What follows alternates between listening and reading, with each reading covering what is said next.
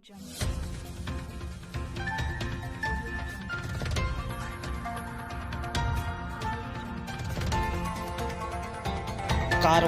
TV, हर पल आपके साथ। 121 विधानसभा नवाबगंज के कद्दावर नेता और दबंग प्रवृत्ति के नेता भाई केसर चंद गंगवार जी हमारे बीच हैं। राजनीति इन्हें विरासत में नहीं मिली, जो कुछ किया अपने बल पर किया, और जो राजनीति का एक साम्राज्य खड़ा देख रहे हैं ये उनकी व्यक्तिगत मेहनत है। दूसरे लोगों को उनके पिता दादा विरासत में छोड़ जाते हैं, लेकिन आपके साथ ऐसा कुछ नहीं था।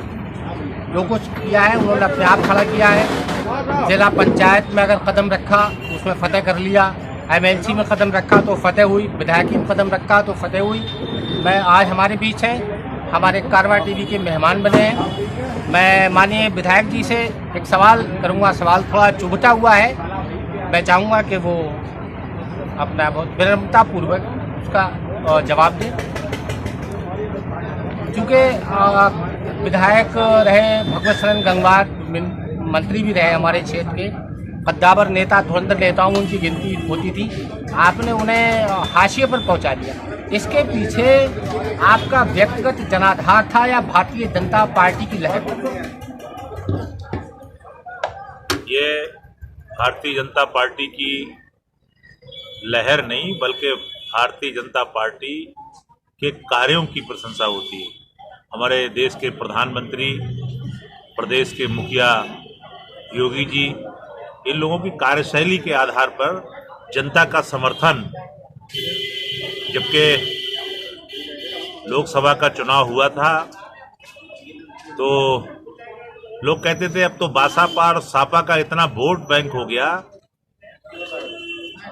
कि अब सुपड़ा साफ हो जाएगा, लेकिन परिणाम आए तो जनता ने पहले से कहीं ज़्यादा सीटें देकर पुनः प्रधानमंत्री पद पर सुशोभित किया माननीय मोदी जी को।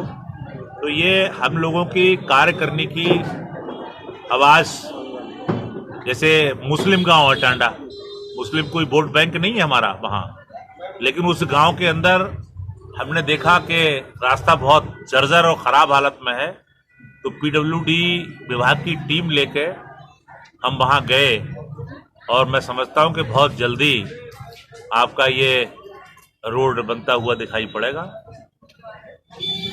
ऐसे ही आपका हाफिजगंज जादवपुर मार्ग है, ये हाफिजगंज जादवपुर मार्ग कोई ऐसा नहीं है अभी जल्दी का मार्ग है, ये बहुत पुराना मार्ग है और सबको मालूम है कि हर महीने कोई ना कोई व्यक्ति साइकिल वाला, मोटरसाइकिल वाला, पैदल चलने वाला इस पर भेंट चढ़ जाता है, वो चला जाता है ऊपर एक्सीडेंट में, लेकिन उसके बावजूद भी इस रोड की चिंता नहीं हुई। और हमने जब इस रोड की चिंता की तो माननीय योगी जी ने, हमारे पीडब्ल्यूडी मिनिस्टर केशव प्रसाद मौर्य जी ने हमारे क्षेत्र की इस गंभीर समस्या की तरफ ध्यान आकर्षित करते हुए इसे स्वीकृति दे दी और अतिशीघ्र ये रोड स्वीकृत हो जाएगा। इसी तरह के और बहुत सारे काम हैं, चाहे समूहा में हॉस्पिटल बनने की बात हो या 40 करोड़ का हमारा जो गरीब बच्चों को पढ़ने के लिए विद्यालय, अटल आवासीय विद्यालय, उसकी स्वीकृति की बात हो, या 25 साल पहले नहर भहुआ के वहाँ पर कैलाश नदी में गिर गई थी, उसको चालू कराने की बात हो जो फरीदपुर तक सिंचाई कर रही है। अब चाहे हमारा ज्योत का पुल हो, चाहे अमीन नगर गुलड़ियाई का पुल हो, चाहे बहर जागीर पर पिचिंग कराने की बात हो, तो इस तरह के जो काम हुए हैं ये लोगों की ज़रूरतों के काम हुए हैं। जो 25-30 साल से लोगों की मांग थी वो काम हुए हैं, और जब वो काम होते हुए दिखाई पड़ेंगे, जनता को क्या चाहिए? जनता को जनप्रतिनिधि बनता तो इसीलिए कि वो उनकी ज़रूरतों को पूरा करे, और जब उनकी ज़रूरतों को मेरी पार्टी मैं पूरा करेंगे तो स्वाभाविक है कि वो लोग मेरे साथ खड़े दिखाई पड़ेंगे। जी बहुत बहुत शुक्रिया। मेरा अगला सवाल आपसे ये है कि अगर दोबारा आप चुनाव जीतते हैं तो अपने क्षेत्र के लिए आपका क्या सपना? मैं दोबारा चुनाव जीतने के बाद सपना कुछ नहीं, बस अपने क्षेत्र को और अत्यधिक सुंदर बनाना। अब जैसे हमारे यहाँ प्राइमरी स्कूल और जूनियर स्कूल, जो कि मैं समझता हूँ कि गांव की रीढ़ की हड्डी माने जाते हैं, बेसिक शिक्षा और जूनियर स्कूल में अगर सुधार हो गया, पढ़ाई का वातावरण माहौल बन गया, तो समझिए कि आदमी जब अपनी योग्यता ना होने के कारण या पढ़ाई लिखाई ना होने के कारण अपने कर्तव्यों को नहीं समझ पाता है। और आज हमारे जूनियर और प्राइमरी स्कूल जो देख लीजिए, पहले लोग बच्चा एक हाथ में बस्ता अपना लेके जाता था और बस्ता भी वो जो यूरिया खाद का बना हुआ थैला उसमें किताबें रख के और दूसरे हाथ में उसका कट्टा हुआ करता था।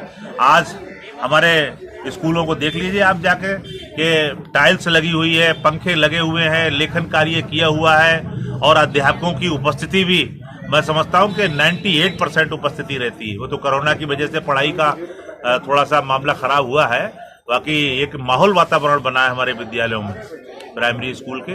तो ये जिस तरह का माहौल वातावरण एक अच्छा वातावरण बने, लोगों में जन जागृति आए अपने जो कारवां टीवी हर पल आपके साथ।